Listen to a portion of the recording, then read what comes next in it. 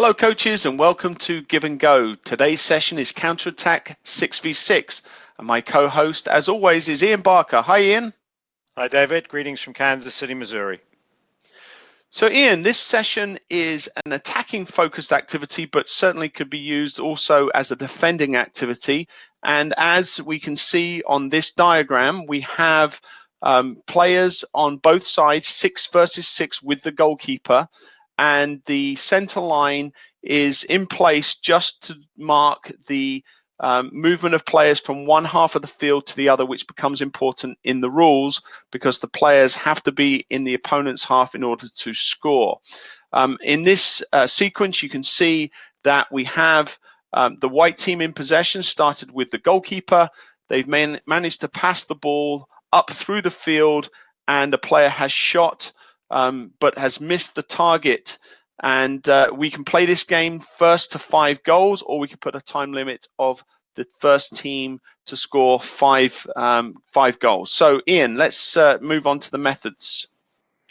Sure, thank you, David. So, the great thing about this from a coach's point of view is you've got your kids set up in a game, an even number game. Hopefully you've got even numbers at training.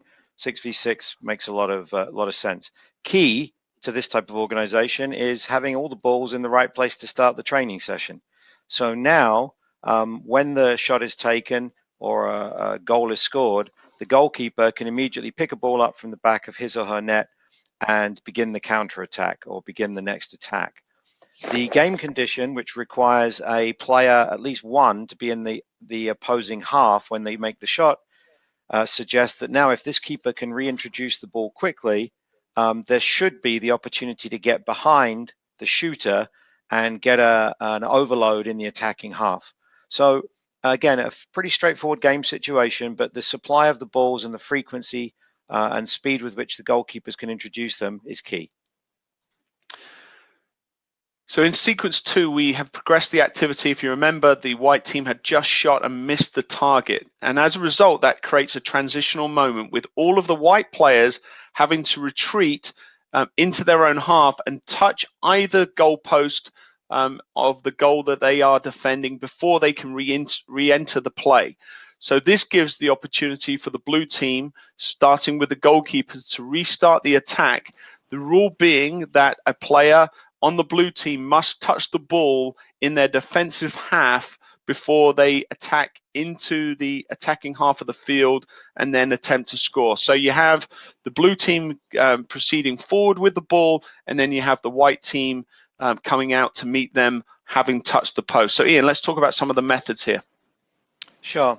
So even though the focus of this activity, counterattack, would mean that this blue player who receives it and then dribbles is a key focus, as well as this blue player, we've also added some transitional element for the defending team. So the white team are transitioning after their errant shot to run back and touch the post. What that allows is it gives space into the defensive area here for the blue team to develop an attack. So at least one blue must receive the ball and play the ball in their own defensive half. Then the blues are incentivized to get forward quickly as the whites are making this over-exaggerated recovery run.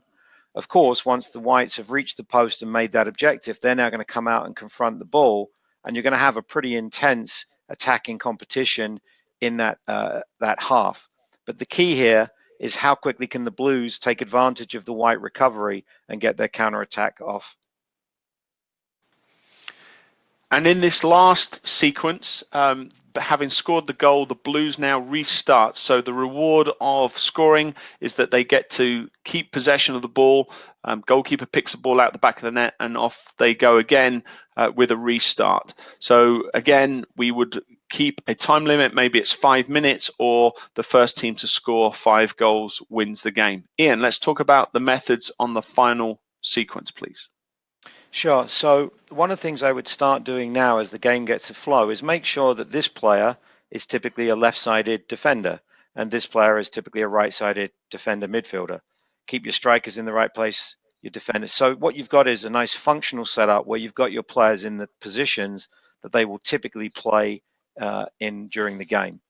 What I like about this now is the make it, take it. We've scored, so we keep it. is once the Blues have scored, at least a few of them are going to have to recover to their half to meet the condition that an attack, a counterattack, must be built from the back. So you've actually got some really nice transitional elements going. And then finally, the concept of the all-time offensive player does one of two things. One, it helps you if you've got an odd number of players showing up to training, which of course is very common. And it also means that the counterattacks have a numerical overload as well as some of the functions of the game. And so we should get a nice run of goal scoring and a meaningful counterattack. Well, thanks, Ian. That's all we have time for today. Just to remind our coaches, you can download a handout that goes with this session, and you will be able to write in some notes. And also, if you'd like to follow us on some of our social media, we have a variety of different ways to participate in Give and Go. So thanks very much, Ian, and thanks very much, coaches, for joining us.